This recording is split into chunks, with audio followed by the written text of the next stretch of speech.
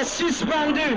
Ce samedi 20 juillet 2024, une altercation a eu lieu au Parlement de la CEDEAO, après que le député sénégalais Guy Marius Sagna a vivement critiqué les chefs d'État de la sous-région ouest africaine, les accusant d'être à l'origine de l'appauvrissement de l'Afrique de l'Ouest. Ces propos ont déclenché un affrontement avec la vice-présidente du Parlement de la CEDEAO, la députée ivoirienne Adjaratou Traoré. Récemment élue deuxième vice-présidente du Parlement de la CEDEAO, Adjaratou Traoré est également la chef de la délégation des parlementaires ivoiriens à la CEDEAO. Depuis le début de la première session ordinaire du Parlement de la CEDEAO, Guy Marius Sagna n'a cessé de critiquer les dirigeants ouest-africains, notamment Faure Gnassingbé, Patrice Talon et Alassane Ouattara. Ces critiques ont culminé dans un affrontement direct avec Adjaratou Traoré, vice-présidente du Parlement. Honorable Guy Marius Sagna. Merci beaucoup Madame la Présidente, chers collègues, bonjour. Merci au PNUD qui nous a fait un bon exposé avec des éléments très importants, très intéressants, que je trouve fiables. Le PNUD peut avoir d'excellents chiffres, mais la vision politique du PNUD est mauvaise, est catastrophique. Si les chiffres du PNUD, je peux avoir du respect pour eux, je n'ai aucun respect pour la vision du PNUD.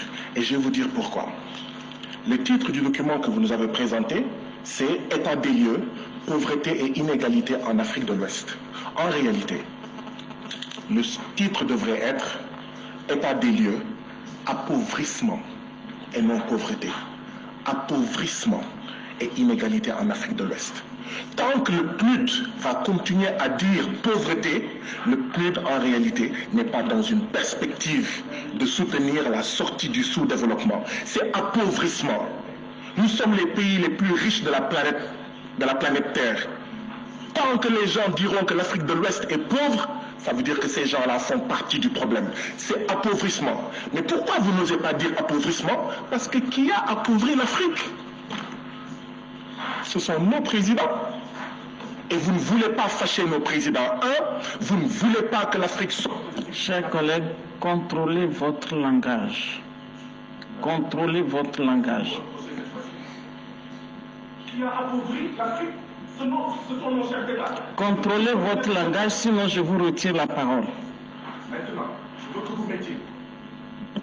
Qu'est-ce qui est à contrôler? C'est le fait que j'ai dit que ce sont nos chefs d'État qui ont appauvri l'Afrique. Comme ça, je vais changer. Mais qui a dit oui? Qui a dit oui? Ok. Vous suivez. Elle me dit que je ne contrôle pas mon langage. Je veux savoir. Oui, mais vous dites que les chefs d'État ont appauvri l'Afrique. C'est une insulte? Mais c'est la manière de présenter. Non, est-ce que c'est une insulte de dire que nos chefs d'État ont appauvri l'Afrique? Oui, mais c'est la manière de présenter, c'est la manière de présenter. S'il vous plaît, honorable collègue, chers collègues, c'est la manière de présenter.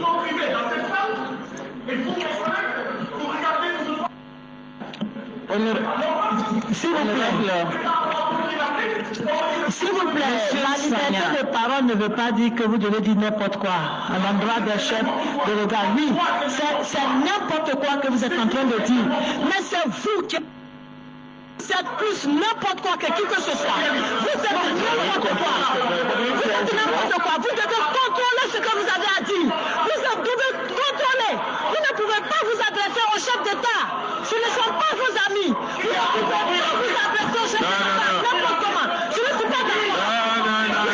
Je ne suis pas d'accord. Vous devez pouvoir.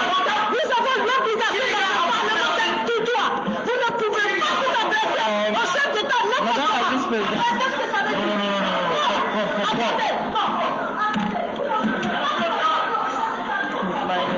My phone is...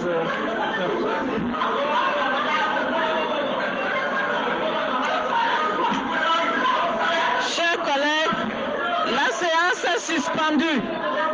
La séance est suspendue. La séance est suspendue. Il ne peut pas ça. Non, je ne suis pas d'accord. Je ne suis pas d'accord.